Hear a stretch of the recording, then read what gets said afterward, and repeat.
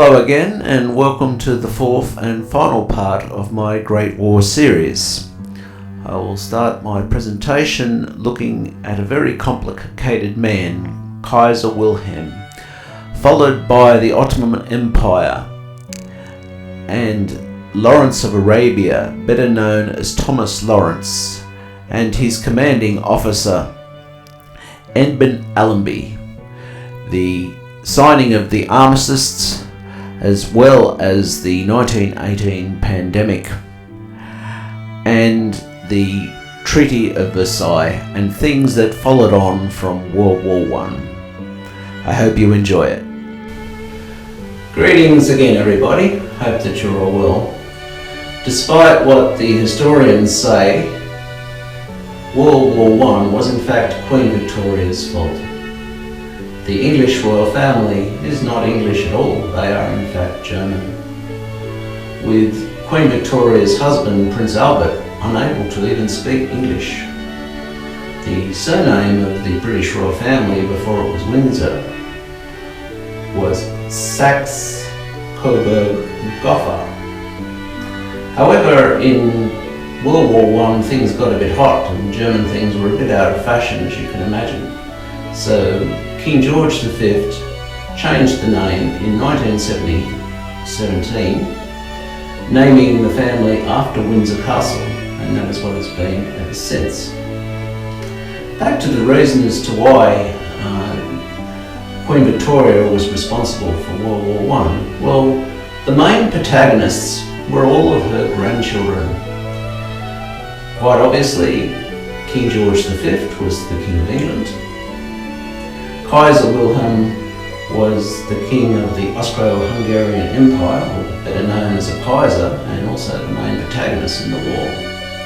Tsar Nicholas was the Tsar of Russia until his abdication and later assassination. Indeed, they killed off the whole family. I'm very honoured that the Tsar of Russia would take on my surname, but as you can see from the family crests, they are somewhat different, because the true name of the Tsar of Russia, or the surname, was Romanov. And it's not just kings and queens and people of high stature who have coats of arms. Indeed, this is my own. Anybody with a European surname is quite likely to have a coat of arms. I recommend that you Google to see how yours indeed look. And I will put in place an affiliate link from Amazon of products that can be purchased bearing your family's coat of arms. I bought myself a beautiful set of gold cufflinks with the family crest on them, and I simply love them. They're amazing, and I'm sure that you'll find something equally as joyful for yourselves. But I guess we probably should get started on our story, and we'll start with Kaiser Wilhelm, and I'm happy to present an account of his life. Wilhelm was the last German emperor, Kaiser, and King of Prussia, whose bellicose policies helped to bring about World War I. Wilhelm was born on the 27th of January 1859 in Berlin, the eldest child of Crown Prince Frederick of Prussia and Victoria, daughter of Queen Victoria of the United Kingdom. A difficult birth left Wilhelm with a withered arm, which he always tried to conceal. In 1881, after a period of military service, Wilhelm married Augusta Victoria, Princess of Schleswig-Holstein, and they had 7 children. In 1888, Wilhelm's father succeeded as Frederick III. He died shortly afterwards, making Wilhelm Kaiser at the age of 29. Although he had previously admired the great German statesman Otto von Bismarck, within 2 years Wilhelm had forced his resignation. He was a strong believer in increasing the strength of the German armed forces, particularly the navy. His policies towards Britain were contradictory. He alienated Britain with his naval expansion and a policy of aggressive German colonial expansion, and also supported the Boers in their fight against the British. But he was also closely related to the British royal family, and was particularly fond of his grandmother Queen Victoria. Following the assassination of Archduke Franz Ferdinand in Sarajevo in 1914, Wilhelm encouraged the Austrians to adopt an uncompromising line against Serbia. effectively writing them a blank check for German support in the event of war. He appeared not to realize the chain reaction this would trigger. Russia and her allies France and Britain entered the war against Germany and Austria. Wilhelm tried to scale back the mobilization of Germany's armed forces, but was prevented by the German military. While theoretically supreme commander, Wilhelm found himself excluded from military decisions, but crippled chances of a compromise peace by encouraging the grandiose war aims of certain generals and politicians. In 1918, the United States' full-scale entry into the war, combined with severe German shortages of men and materials from years of attrition-based trench warfare, led to Germany's military collapse. Wilhelm was forced to abdicate and went into exile in the Netherlands. Attempts by the victorious Allies to extradite and try him for war crimes came to nothing. With Adolf Hitler's rise to power after 1933, Wilhelm had hopes of being restored, but they came to nothing, and he died on the 4th of June 1941. There was much more to the Great War than what was happening in Europe. Indeed, what was happening in the Middle East arguably had a greater effect than what occurred in the European theatre of war. The Ottoman Empire reigned for 600 years. They were a very warlike empire, at one stage even attacking Europe, and they shared the Islamic faith. However, they did bring order and stability to the area, and the Kaiser understood this very well and sought them out as an ally. Not all the oil reserves were discovered at the beginning of the Great War, but it became more and more apparent that there was considerable reserves of oil available, a commodity which is very sought after. Deals were made with the Arabs, and those deals were broken. The only deal that was eventually honoured, which was honoured some almost 30 years later, was that of Israel. And it's quite understandable that the Arab states would feel ripped off by the way they were treated by the Allies after the Great War. And this is the problem with the world today. Iran, all those places are acting as they do because of the way they were treated. Not that it excuses it, but at least it gives a premise for understanding. I'm happy to present my account of the Ottoman Empire.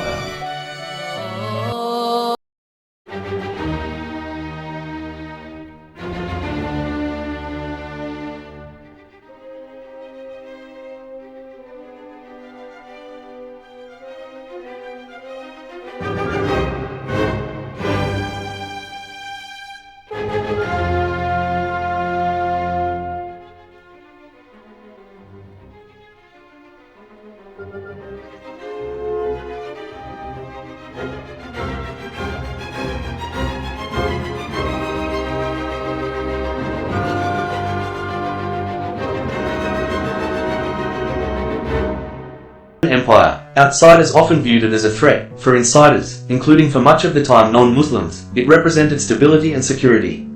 Towards the end of its existence, outsiders saw it as decadent and corrupt. Even though it had embarked on a process of democratization, that process had been sabotaged by the Young Turks entangled by debt. The empire tried to minimize its involvement in the web of European politics by aligning itself with Germany, with whom trade had increased. Germany had not played the British game of on-off, hot and cold diplomacy by supporting the Ottomans in one war but not in another. Towards the end, treatment of non-Turkish subjects had deteriorated, and the series of incidents known as the Armenian Genocide, though disputed by Turks, remains for many a blot on the Ottoman record. In the end, it was the desire to retain the empire and to deny non-Turks and non-Muslims a say in its affairs that brought about the empire's collapse. Turkish and German ambitions coalesced, but both states were defeated in World War I. Those who believe that history teaches lessons, or that a non-human, supreme reality, ACTS, within history will view the decline and fall of the Ottoman Empire in terms of wrong choices, pride, and lack of respect for the dignity of all people. On the other hand, historically the Ottomans had treated minorities well and many people in the empire knew security, so aspects of the historical legacy of the empire should not be undervalued. Origins. The Ottoman state originated as a beylik within the Seljuk Empire in the 13th century. In 1299, Osman I declared independence of the Ottoman Principality. Murad I was the first Ottoman to claim the title of Sultan with the capture of Constantinople in 1453. The state was on its way to becoming a mighty empire with Mehmed II as its emperor or padishah. The empire reached its apex under Suleiman I in the 16th century, when it stretched from the Persian Gulf in the east to Hungary in the northwest, and from Egypt in the south to the Caucasus in the north. The empire was situated in the middle of East and West and interacted throughout its 6th century history with both Eastern culture and Western culture. It was in 1353 that, by capturing Gallipoli, the Ottomans gained their first foothold in Europe, blockading the Strait of the Dardanelles. Suleiman Mosque, Istanbul, built between 1550 and 1557 and considered an architectural masterpiece. Throughout the 16th century, the Ottoman Empire continued to grow in size and extent, expanding into North Africa and battling with the Safavid Empire to the east. At the Battle of Chaldiran in eastern Anatolia in 1514, Ottoman forces under Sultan Selim I won a decisive victory against the Safavids, ensuring Ottoman security on the eastern front. Thereafter, the tension reverted to the west, and Suleiman, upon ascending the throne in 1518, led a series of campaigns into the Balkans.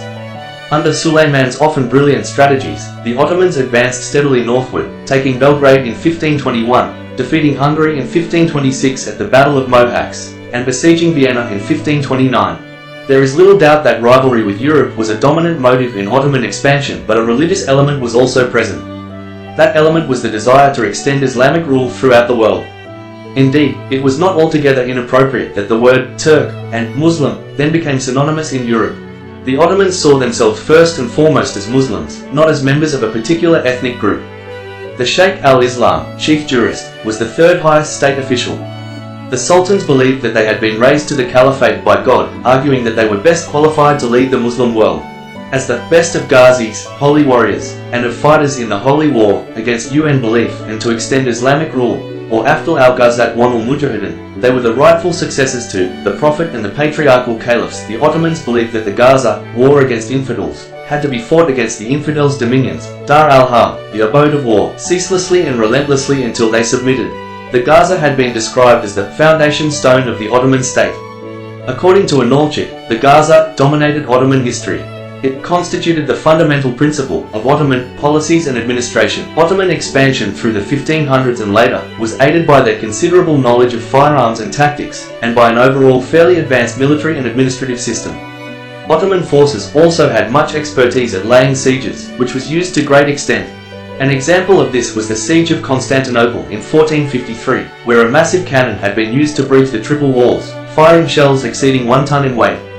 An Austrian general was known to have said that the Ottomans were almost invincible during the summer, supported by their many successful campaigns.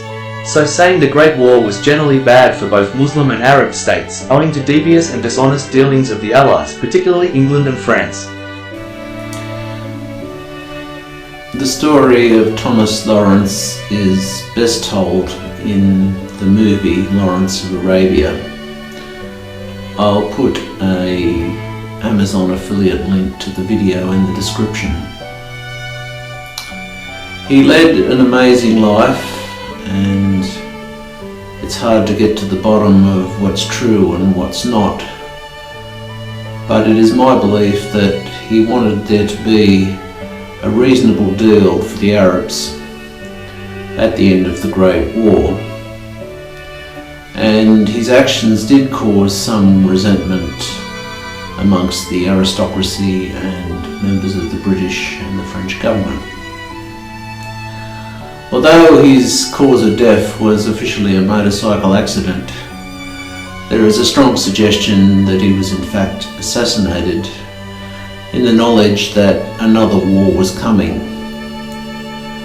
And there is some case for this.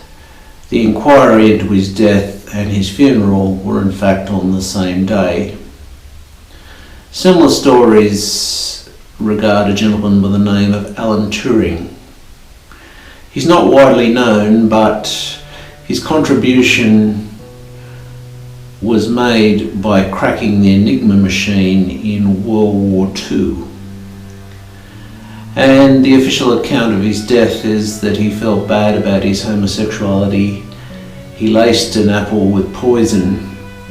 He ate the apple and died. However, some have suggested that the British Secret Service poisoned an apple out of concerns of what he might do. And indeed there is some dispute, but some say that the Apple logo is as it is, as an apple with a piece missing, rainbow in colour, on the account of Alan Turing. In any case, I will present my presentation on Thomas Lawrence, and I hope that you enjoy it. Thomas Edward Lawrence, born in 1888, died in 1935. He was born out of wedlock to a member of the Anglo-Irish aristocracy and a family nurse. Many accounts of his remarkable life have stressed his illegitimate birth as the driving force behind his wartime exploits and the fame and glory that they brought. However, he also joined the Arab Bureau in Cairo, well prepared for its work by an excellent Oxford education that included a 1,600-kilometer tour on foot of the Levant while researching what was to be a prize-winning thesis on Crusader castles in 1909. Archaeological work gave him fluency in colloquial Arabic and a familiarity with the people of the rural, and then still tribal, hinterlands of the Levant and northern Iraq. Once the First World War broke out, this background proved crucial, especially after Lawrence was transferred to military intelligence in Cairo in the fall of 1914. Into battle, the Arab Campaign. Lawrence's first foray into the battlefields of the Middle East came in April 1916 as part of an abortive mission to bribe the commander of the Ottoman forces besieging Kut. However, Lawrence's real impact on the course of the war came after he was transferred to the Arab Bureau in late 1916 and went on a mission to the Hedges to assess the status of the Arab revolt and determine the causes of its slow progress north after the capture of Rabba and Yanbu. Lawrence attached himself to the staff of Faisal I, King of Iraq, 1885 to 1933, the commander of the northern armies of the Arab revolt, becoming his official advisor in December 1916. Lawrence took credit for pushing Faisal to advance into Syria, where the forces of the revolt could operate among a population sympathetic to Arabism, and on the eastern flank of British forces advancing into Palestine in 1917 to 1918. Arab sources in particular have questioned this account, pointing out that a move into Syria had in any case been the strategy of Faisal, who had made contact with the Arab secret societies in Damascus as early as 1915. Lawrence was at the time little more than a junior liaison officer, albeit one who commanded considerable amounts of gold and military supplies, resources that were, far more than nationalism, the real currency of the revolt. Whatever the truth of these competing claims, Lawrence's post-war writings, and those of sympathetic military historians, propagated a view of the Arab revolt as a successful guerrilla campaign, and an exemplary application of the strategy of the indirect approach. On this account, the capture of Aqaba in July 1917 was achieved by means of an assault from the landed side of the Red Sea port, after a circuitous advance through the Wadi Sirhan had achieved complete strategic surprise. The bombings of the trains and culverts of the Hedges Railway were undertaken to bleed the Ottoman army, disrupting its extended supply lines without cutting them, while all the time diverting men and materials from the main confrontation in Palestine. Recent archaeological research supports claims that the Arab revolt may have diverted as many as 40,000 Ottoman troops from the front lines in Palestine, while the nationalist sentiment that it fomented in Syria and Iraq undermined the Ottoman war effort further, by encouraging the desertion of hundreds of thousands of Arab conscripts. Yet Lawrence himself described the Arab revolt as a sideshow of a sideshow. Lawrence acknowledged that his attempt to relieve Edmund Allenby, 1861 to 1936, by destroying the railway bridges at Deraa in October 1917 ended in failure. The Arabs were unable to extend significant support to the two unsuccessful Transjordan raids that were mounted on Ottoman positions in the Balqa in the spring of 1918. It was only the Turkish collapse after Allenby's victory at Megiddo that opened the way for the forces of the revolt to enter Damascus on 1 October 1918, and even there, they were preceded into the city by Australian troops. War's aftermath, Sharifian solution and obscurity. Lawrence played an important role in gaining British support for the Arab government established under Faisal in Damascus at the end of the war. He then appeared as a key advisor to Faisal during the peace conference at Versailles in February 1919, even after the division of the Fertile Crescent between Britain and France. and the expulsion of Faisal from Damascus in August 1920, Lawrence continued to campaign for greater Arab independence. He quite consciously exploited his wartime repute to call for a pattern of mandate government, in which local rulers played a leading part. This Laurentian approach proved attractive to Whitehall once imperial overstretch, and the costs of putting down the June-October 1920 uprising in Iraq recommended a resort to more cost-effective methods in the areas left under British control. After St. Remo, 1920, Lawrence emerged as the most influential advisor in the newly established Middle East Department, after joining Winston Churchill, 1874 to 1965, in the Colonial Office in February 1921 as an advisor. At the Cairo conference convened in March of the same year, Lawrence was instrumental in implementing a Sharifian solution that installed Faisal and his older brother, Abdullah, King of Jordan 1882 to 1951, as, respectively, the rulers of Iraq and Transjordan, where Lawrence served as chief British representative for the last 3 months of 1921 under British tutelage. On his last official mission to the Middle East in early 1922, Lawrence tried in vain to induce Hussein ibn Ali, King of Hedjaz 1853 to 1931, to recognize Britain's mandate in Palestine, in return for a treaty with Britain that would protect his Hashemite of the Hedjaz from the looming threat of Wahhabism. After leaving the Colonial Office in July 1922, Lawrence withdrew from the public eye, serving under assumed names in the Tank Corps and the Royal Air Force. He was killed in a motorcycle accident in 1935, shortly after being discharged from the armed forces. The scale of the state funeral in which he was laid to rest, and the status of those who attended it, testified to his hold on the popular imagination. Thick layers of Lawrenciana have continued to accumulate around his name ever since, making it difficult to reach a balanced historical judgment of his wartime exploits, or of his influence on the post-war Middle East. Edmund Allenby was one of the heroes of the Great War. He replaced Sir Archibald Murray, who at least could be said to be incompetent in the Middle Eastern Division, and that's when they started to see results. He was a man who not only understood cavalry, he understood people, and he promoted those who were worthy of promotion, and not like the rest of the British Army, it went on who your parents were and what they did.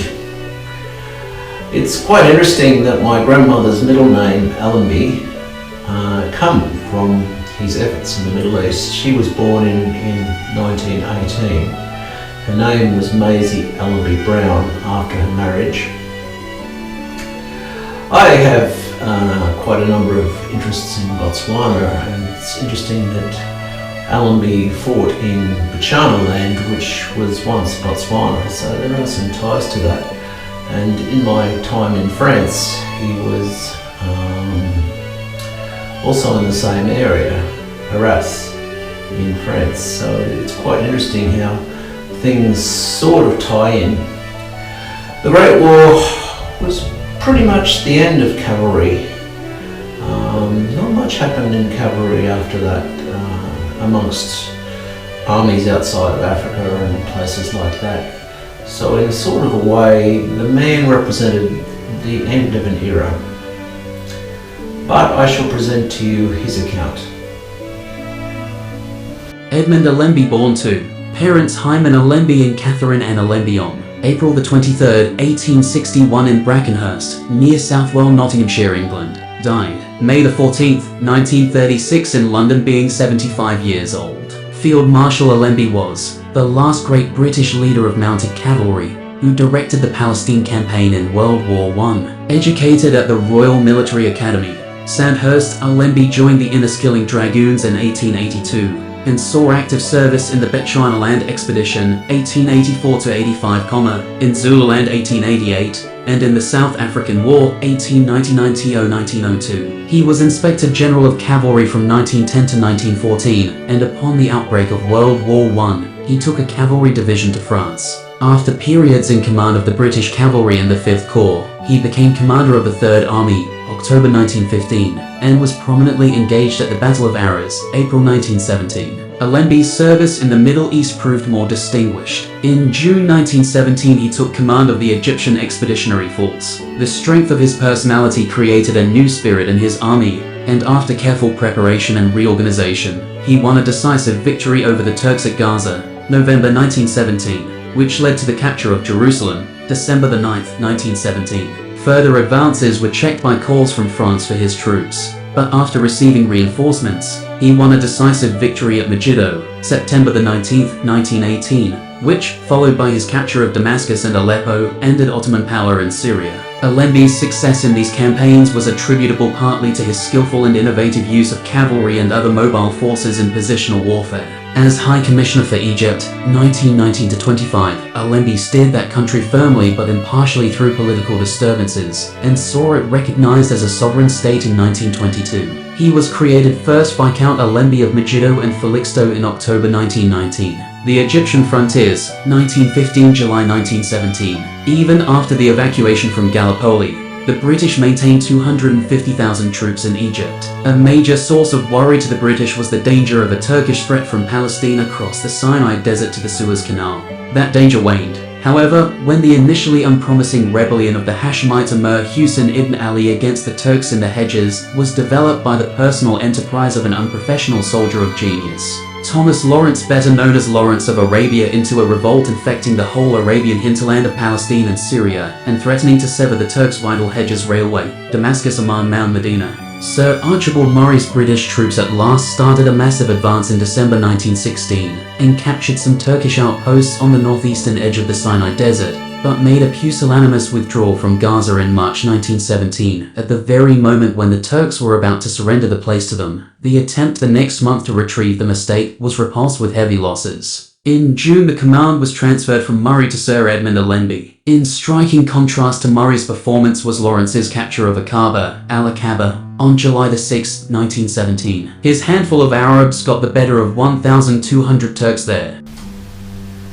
Every November 11th, that was a school day, an assembly would be called, and would be explained the significance of the occasion, and a minute's silence would be held.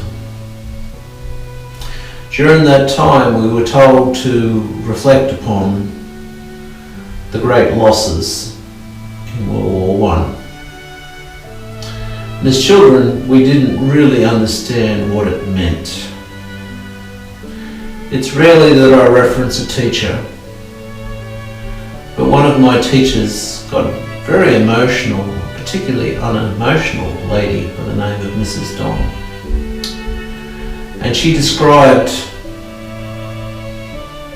them fighting up to the last second before the clock struck 11. That image has stayed with me, and in the video I'm about to present on the Armistice are portrayed in that very way. The Allies' armistice terms presented in the railway carriage at Rethons were stiff. Germany was required to evacuate not only Belgium, France, and Alsace-Lorraine, but also all the rest of the west bank of the Rhine, and it had to neutralize that river's right bank between the Netherlands and Switzerland. The German troops in East Africa were to surrender. The German armies in Eastern Europe were to withdraw to the pre-war German frontier. The treaties of Brest-Litovsk and Bucharest were to be annulled, and the Germans were to repatriate all prisoners of war and hand over to the Allies a large quantity of war materials, including 5,000 pieces of artillery, 25,000 machine guns, 1,700 aircraft, 5,000 locomotives, and 150,000 railroad cars. And meanwhile, the Allies' blockade of Germany was to continue. Pleading the danger of Bolshevism in a nation on the verge of collapse, the German delegation obtained some mitigation of these terms. A suggestion that the blockade might be relaxed, a reduction in the quantity of armaments to be handed over, and permission for the German forces in Eastern Europe to stay put for the time being.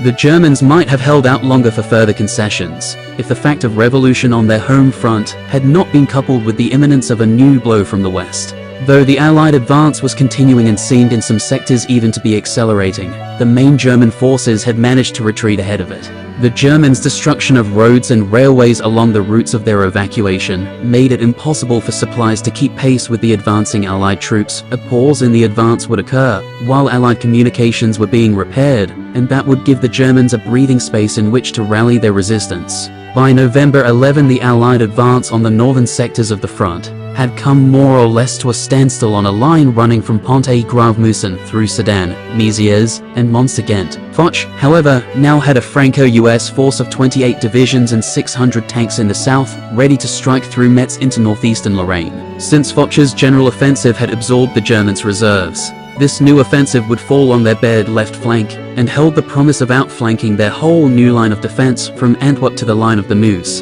and of intercepting any German retreat. By this time the number of US divisions in France had risen to 42. In addition, the British were about to bomb Berlin on a scale hitherto unattempted in air warfare. Whether the Allies' projected final offensive, intended for November 14, would have achieved a breakthrough can never be known. At 5 a.m. on November the 11th, 1918, the armistice document was signed in Foch's railway carriage at Rethons. At 11 a.m. on the same day, World War I came to an end.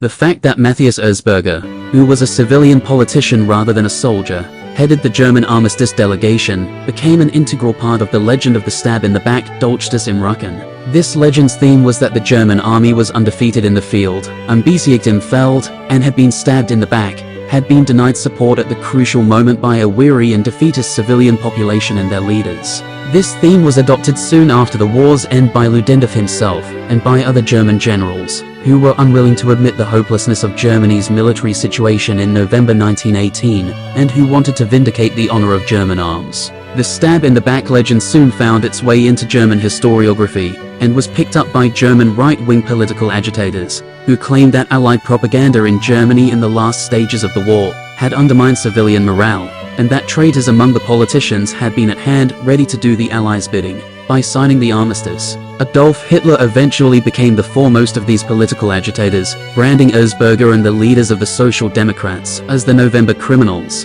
and advocating militaristic and expansionist policies, by which Germany could redeem its defeat in the war, gain vengeance upon its enemies, and become the preeminent power in Europe. Quite recently, and still ongoingly, the world suffered a pandemic.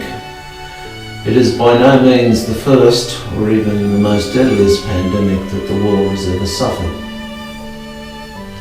The pandemic of 1918 was the worst pandemic in modern history.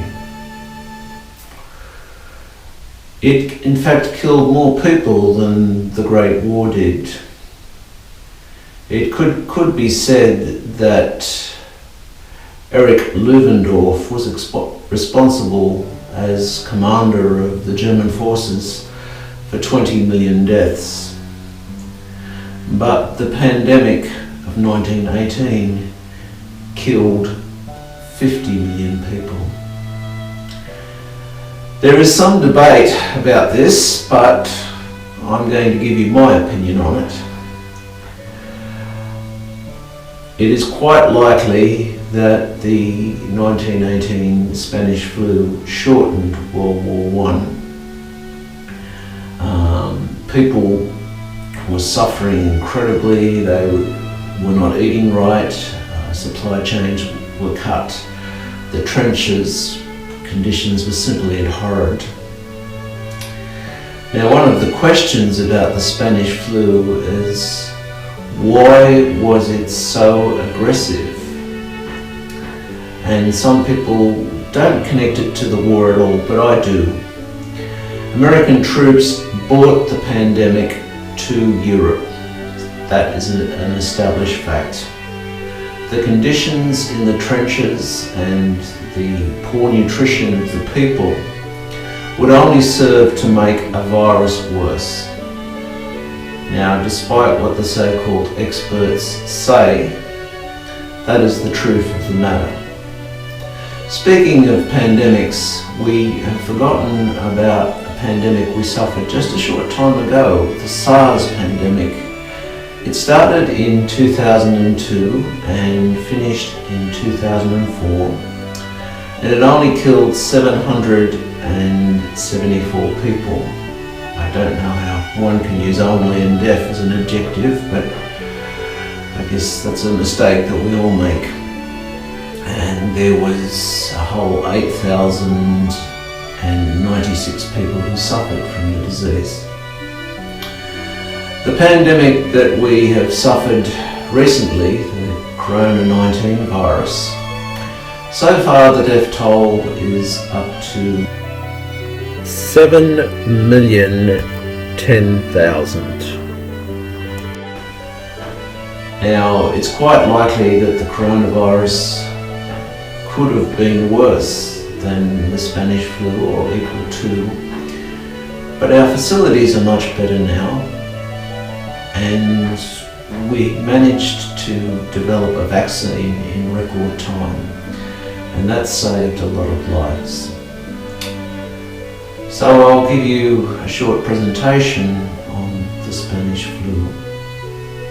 The Spanish influenza epidemic, the most severe influenza outbreak of the 20th century, and, in terms of total numbers of deaths, possibly the most devastating epidemic in human history. Influenza is caused by a virus that is transmitted from person to person through airborne respiratory secretions. An outbreak can occur if a new strain of influenza virus emerges, against which the population has no immunity. The influenza epidemic of 1918 till 1919, which is more precisely called a pandemic because it affected populations throughout the world, resulted from such an occurrence. On average, influenza pandemics occur every 30 to 40 years, so it was not the event, but the severity and speed of transmission of the virus that marked this episode as unusual. The cause of the extreme virulence of this outbreak is not known. The outbreak occurred in 3 waves. The first apparently originated in Camp Funston, Kansas, US, in early March 1918. American troops that arrived in Western Europe in April to participate in the Great War are thought to have brought the virus with them, and by July it had spread to Poland.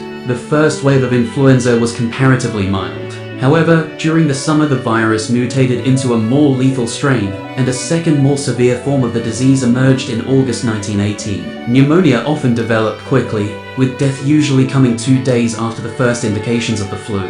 For example, at Camp Devens, Massachusetts, US, 6 days after the first case of influenza was reported, there were 6,674 cases. The third wave of the epidemic occurred in the following winter, and by the spring the virus had run its course. In the 2 later waves, about half the deaths were among 20 to 40-year-olds, an unusual age pattern for influenza. Outbreaks of the flu occurred in nearly every inhabited part of the world, first in ports, then spreading from city to city along the main transportation routes. India is believed to have suffered at least 12,500,000 deaths during the pandemic. In the United States, about 550,000 people died. Altogether, an estimated 50 million persons throughout the world perished, most during the brutal second and third waves. Other outbreaks of Spanish influenza occurred in the 1920s, but with declining virulence. The Treaty of Versailles officially marked the end of the Great War, and it is the hardest part to present because there was many complexities. All parties were in for their chop. The British and the French were the worst. And even before they got to carving up Germany, they mistreated their colonies.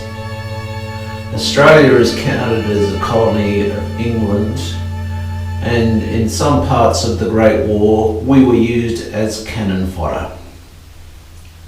And the story's even worse when you speak of the African divisions in the French colonies.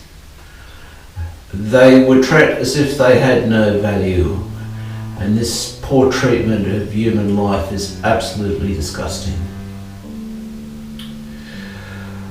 War is decided by our leaders, be they kings or prime ministers or presidents. And some people say that, and it's quite valid too, that it's all about money.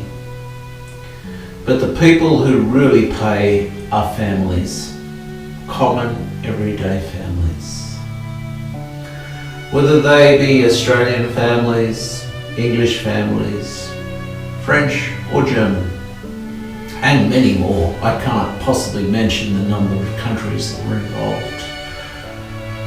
Or the currencies, like at that time was pre-Euro, we had Deutschmarks in Germany, we had francs in France. Australia at that point in time had pounds, not dollars. Our Prime Minister felt that he'd missed out. Billy Hughes insisted upon Australia getting something on the carve up, and we were given Papua New Guinea. We had it for a period of time, but then one of my heroes, Gough Whitlam, returned Papua New Guinea to the people for their own government on the 1st of December 1973. One of the big mysteries is how did Germany rearm for World War II? The treaty terms were so strict, but they were never enforced. How did the world let someone like Hitler rise? You can see why my answers I'm troubled by this, if the words are not coming freely. And then the bigger question, they say that the compensation package which was insisted upon was unrealistic, but should we make an aggressive pay? Is that something we should do, or how much should we make an aggressive pay? Well, in actual fact, the Kaiser and all those people responsible for the war, it cost them nothing. The ones who paid were families, as I said earlier, and that's the great pity in all political actions. These people, they make decisions, they make laws, they make rulings, but they themselves are not affected by it. In any case, I've put together a presentation for you, and I hope it's informative. The Treaty of Versailles was a peace document signed at the end of World War I by the Allied and associated powers, and by Germany in the Hall of Mirrors, in the Palace of Versailles, France, on June 28, 1919. It took force on January 10, 1920.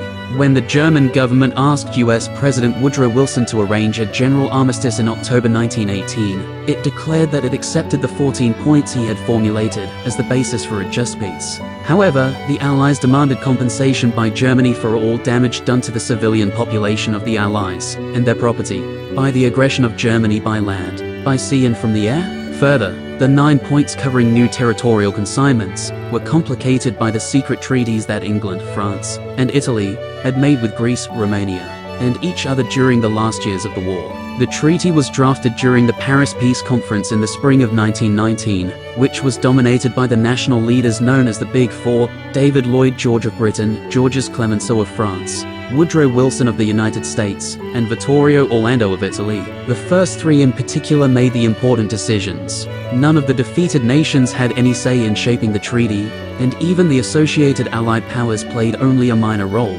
The German delegation was presented with a fait accompli. It was shocked at the severity of the terms, and protested the contradictions between the assurances made when the armistice was negotiated and the actual treaty, accepting the war guilt clause and the reparation terms. were especially odious to them. The population and territory of Germany was reduced by about 10% by the treaty. On the west, Alsace and Lorraine were returned to France, and the Saarland was placed under the supervision of the League of Nations until 1935. In the north, 3 small areas were given to Belgium, and, after a plebiscite in Schleswig, northern Schleswig was returned to Denmark. In the east, Poland was resurrected, given most of formerly German West Prussia and Posen, given a corridor to the Baltic Sea, which separated East Prussia from the rest of Germany, and given part of Upper Silesia after a plebiscite. Danzig, Gdansk, was declared a free city. All Germany's overseas colonies in China, in the Pacific, and in Africa were taken over by Britain, France, Japan, and other allied nations. The war guilt clause of the treaty deemed Germany the aggressor in the war, and consequently made Germany responsible for making reparations to the allied nations in payment for the losses and damage they had sustained in the war. It was impossible to compute the exact sum to be paid as reparations for the damage caused by the Germans, especially in France and Belgium, at the time the treaty was being drafted. But a commission that assessed the losses incurred by the civilian population set an amount of $33 billion in 1921, although economists at the time declared that such a huge sum could never be collected without upsetting international finances. The Allies insisted that Germany be made to pay, and the treaty permitted them to take punitive actions if Germany fell behind in its payments. The Big Four, especially Clemenceau, wanted to make sure that Germany would never again pose a military threat to the rest of Europe, and the treaty contained a number of stipulations to guarantee the same. The German army was restricted to 100,000 men, the general staff was eliminated, the manufacture of armored cars, tanks, submarines, airplanes, and poison gas was forbidden, and only a small number of specified factories could make weapons or munitions. All of Germany west of the Rhine and up to 30 miles, 50 kilometers, east of it was to be a demilitarized zone. The forced disarmament of Germany, it was hoped, would be accompanied by voluntary disarmament in other nations. The treaty included the Covenant of the League of Nations, in which members guaranteed each other's independence and territorial integrity. Economic sanctions would be applied against any member who resorted to war. The League was to supervise mandated territories, the occupied Saar Basin and Danzig, and to formulate plans for reducing armaments. The treaty also established the Permanent Court of International Justice and the International Labour Organization. The Treaty of Versailles was bitterly criticized by the Germans, who complained that it had been dictated to them, that it violated the spirit of the 14 points, and that it demanded intolerable sacrifices that would wreck their economy. In the years after it was ratified, the Treaty of Versailles was revised and altered, mostly in Germany's favor. Numerous concessions were made to Germany before the rise of Adolf Hitler, and by 1938, only the territorial settlement articles remained. Many historians claim that the combination of a harsh treaty and subsequent lax enforcement of its provisions paved the way for the upsurge of German militarism in the 1930s. The huge German reparations and the war guilt clause fostered deep resentment of the settlement in Germany, and when Hitler remilitarized the Rhineland in 1936, a violation of the treaty, the Allies did nothing to stop him, thus encouraging future German aggression. The 4 videos in the series represent 5 months' work. It's time for a cup of coffee. If you like my cup, I'll put in place an Amazon affiliate link. I'll just put it there so you can have a bit of a closer look at it. Well, after the Treaty of Versailles, the war was technically over. But I don't think the shock of the Great War ever truly ended. Everywhere in the world I've been, I've seen monuments, ceremonies and festivals dedicated to the Great War. In France, and unexpectedly in Namibia, when I was travelling through Africa, I was surprised to learn it was once a German colony. And there's a monument there to the fallen in the Great War. And also Tanzania, it was once a German colony, and Africa traditionally has round sort of houses, but they're not to be found in Tanzania. Indeed, when you step inside, you see fancy ceilings and things which look very European. So that was another effect of the Great War. The Australian Parliament itself was changed by the Great War. Up until May 1927, the Australian Parliament was based in the Melbourne Exhibition Centre. Then they moved into what was then the new Parliament House. It wouldn't be possible for me to put a drone up, but the orientation of the Parliament House and the War Memorial as such, that the politicians are looking at the War Memorial when they're making decisions. That is the gravity of wars and such things. It was intended when the War Memorial was constructed that the names of all fallen servicemen would feature there. And sadly, the walls are not big enough. I guess the war to end all wars did not occur. That was not the case.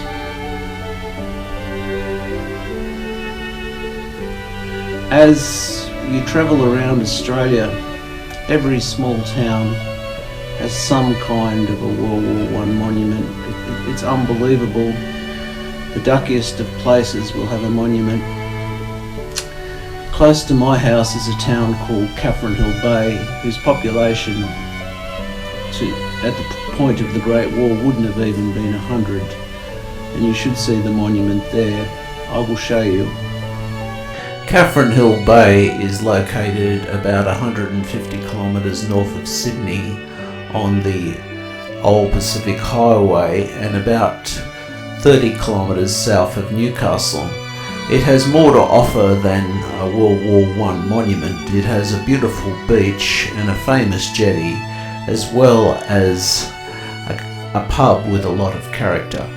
Less than 10 kilometres from where I live is a monument to the First and Second World War.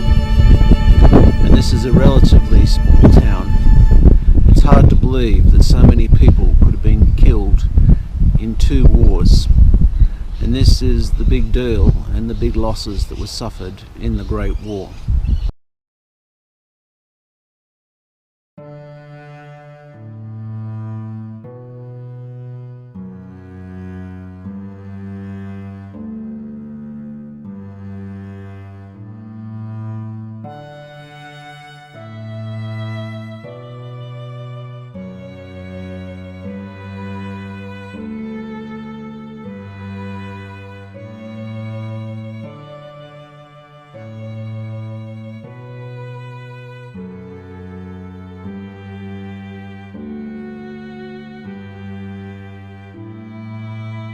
Some distance away from Catherine Hill Bay is the Swansea RSL. RSL clubs were indeed another feature of the Great War, a club where servicemen could have a beer and get together and talk over old times. Swansea RSL is located in beautiful Swansea, gateway to Lake Macquarie, around 160 kilometres north of Sydney on the old Pacific Highway and 26 kilometres south of Newcastle. Upon reaching the southern entrance to the Swansea RSL, you are met by plaques in a memorial section to fallen servicemen, not necessarily those who died at war, but those that served the country and have passed. Swansea RSL is just one of many around Australia, and I probably should have mentioned it earlier, but they were formed by returned servicemen from World War I.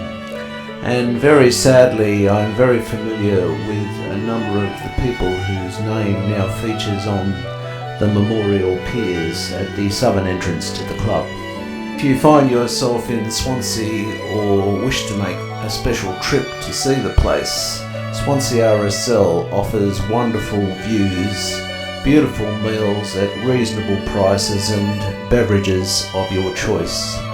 I'll probably cop some flack for this because it is one of the 2 RSL clubs of which I'm a member, and I've only filmed this one. And another point in question, within a 12-kilometre circle of where I live, there are in fact 4 World War I monuments. Just to give you some idea of the scale things. The war itself even changed the church, with a feature in churches of the Temple of the Lost Soldier. A cathedral close to where I live is Christ Church Cathedral in Newcastle. I'll give you a bit of a look around. Located atop of the Newcastle CBD is Christ Church Cathedral, being 173 kilometres from Sydney and dotting the landscape of the Newcastle area. The cathedral was built between 1864 and 1904, and as of the end of World War I, I'm not sure of the dates, the Temple of the Unknown Soldier was added.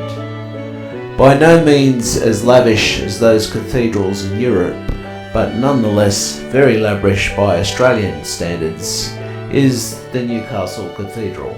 We enter the cathedral from the southwestern entrance, staring across the beautiful layout and into a baptismal where many babies have been christened. Then slowly make our way down the aisle of which many happy couples have marched, later to become unhappy couples, and of course to the odd coffin as well.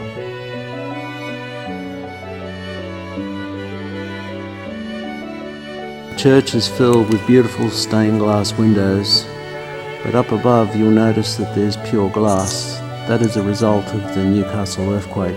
Now we step inside the tomb of the unknown soldier, with angels looking down and words on the wall saying, "They shall not grow old as we are left grow old, nor the years condemn. At the going down in the sun and in the morning we will remember them."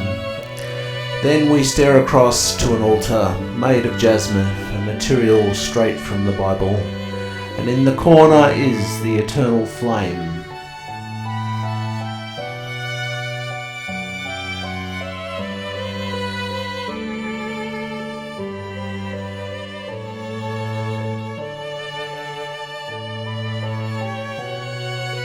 The Temple of the Unknown Soldier is somewhat dark, so I've had to use still photography to show some of the features. In front of us now are the logos of the Army, Navy and Air Force.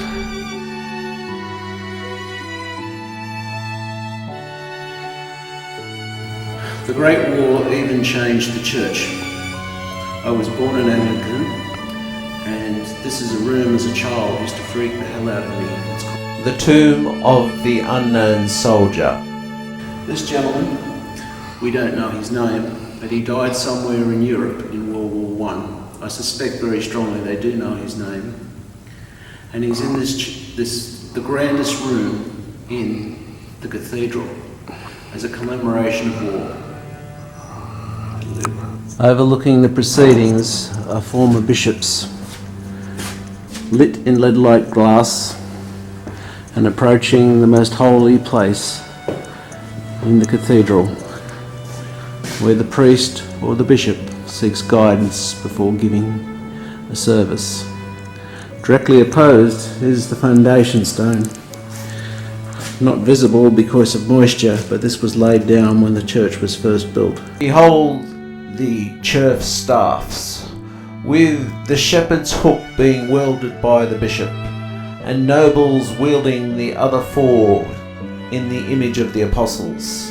And as a child I was told if I misbehaved in church I would be assaulted by one of these weapons. Nonetheless I behaved and I was never struck.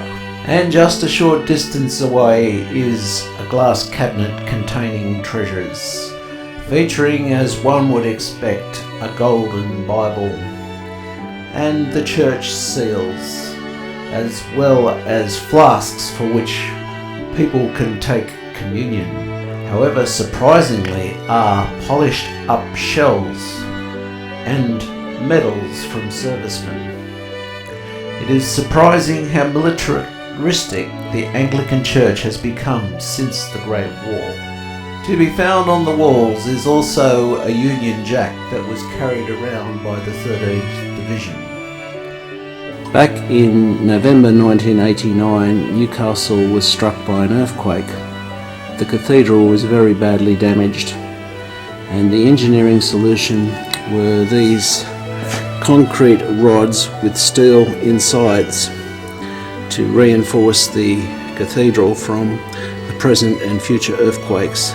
In addition, you can observe the electrical cable in the corner so that they could use electricity to stop the Rio in the structure from rusting. As we leave Christchurch Cathedral, it is fitting that we view again some of the nice lead-light windows. One of Australia's few war cemeteries is located at Sandgate Cemetery, 11 kilometres north of Newcastle.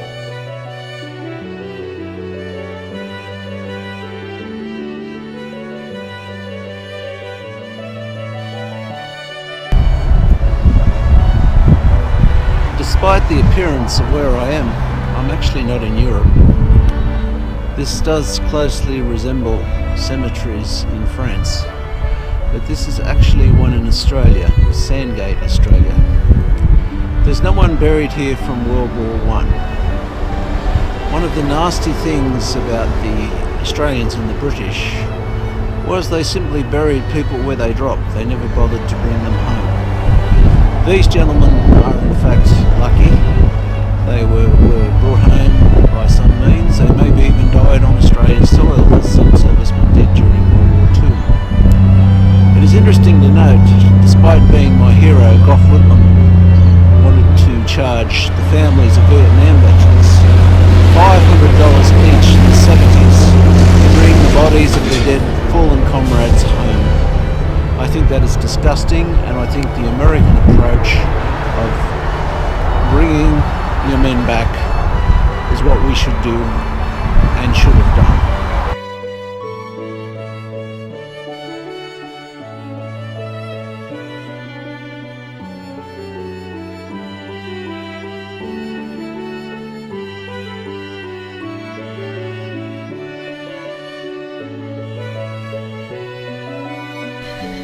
Just as a little side issue, Australian wines are some of the best in the world, and I live on the gateway to the Hunter Valley, and you'll find some splendid vineyards there.